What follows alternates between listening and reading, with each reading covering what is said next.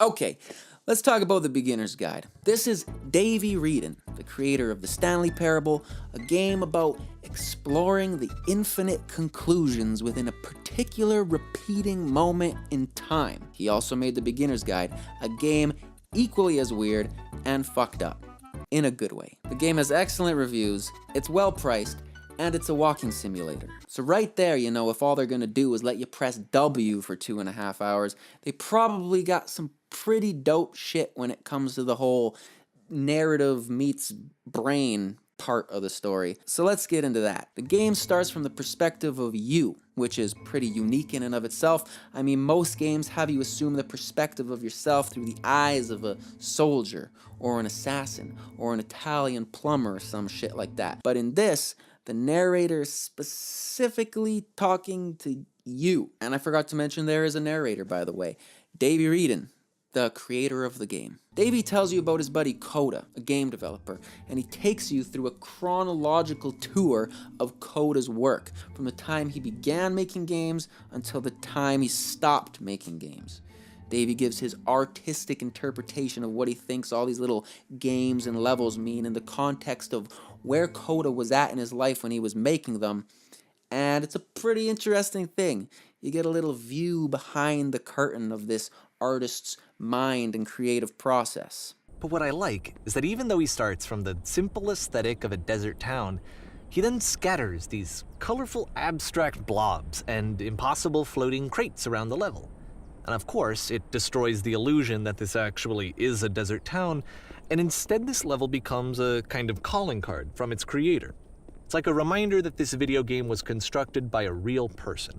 And it kind of makes you wonder, what was going through his head as he was building this? But it goes to some really dark places, to be completely honest. Koda was getting depressed. He was experiencing writer's block, a familiar thing to a lot of people, the inability to create stuff, and it can be really hard on creative people. It seems silly on the face of it, obviously, to say that, but that's what artists do to get enjoyment out of life. That's what gives them purpose, their ability to create things, and it's not a machine. You know, once it turns off, you can't just flip the switch and turn it back on again. It doesn't work like that.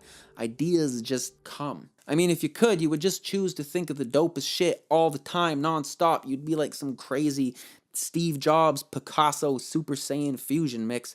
It would be nuts. It's out of your hands. But anyways, you get to play through this experience in a meta kind of way, showcased through these little games and levels that you traverse through. And it's honestly very cool, especially if you're a creative person that this has affected in your life. It definitely will resonate with you pretty heavily. But that being said, there is a twist at the end of this game, so I'm going to give you a spoilers warning for 2 seconds here if you want to turn around and not spoil this shit for yourself before we continue on. Davey was making it all up, fabricating these artistic interpretations because he had a little bit of a problem himself. He did not have the artistic ability that Koda did and attempted to live vicariously through his artwork because the validation that he got from people hanging off of his words, his artistic interpretations of these levels and this weird, depressed loner guy who was making them, which was not the case, was something that he felt he needed to be whole. And the weight of that concept was all kind of typified for me in this particular scene at the end of the game here. If I knew that my life depended on finding something to be driven by other than validation, what would that even be? It's strange, but the thought of not being driven by external validation is unthinkable. Like, I actually cannot conceive of what that would be like.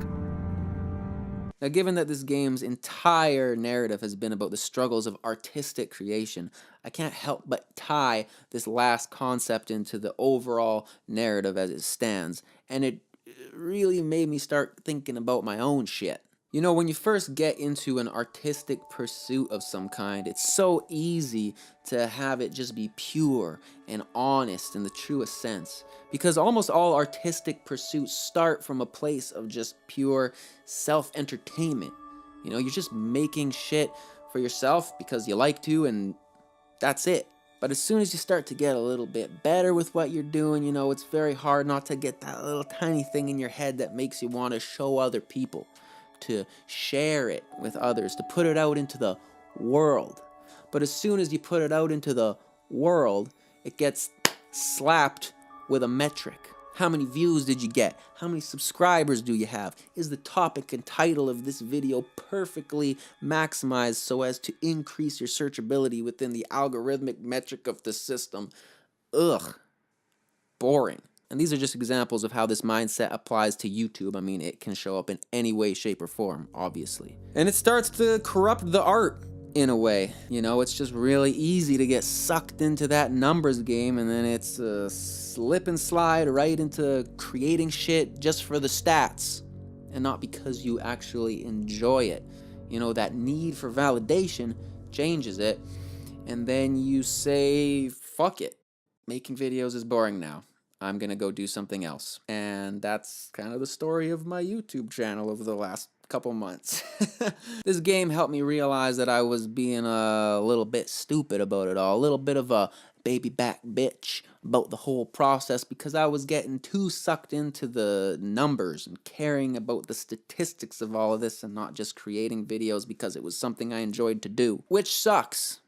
But you know, doing things in order to accrue some form of validation is not a problem that is uncommon to the human race as a whole. Nothing to feel bad about. It's just a trench that you get stuck in sometimes, especially if you are a person who really likes to create things. I guess it's just good to be cognizant about not letting it destroy something that you really enjoy doing, is all I'm trying to say. And that's the beginner's guide. My interpretation of the concepts and ideas in the game, and it's obviously just scratching the surface. It's the kind of game that if you go into it with a different kind of mindset, as anybody would, you'll probably get a different message out of it completely.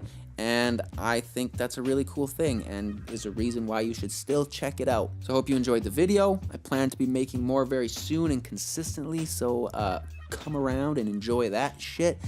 And thank you very much for watching. Love ya. Bye-bye.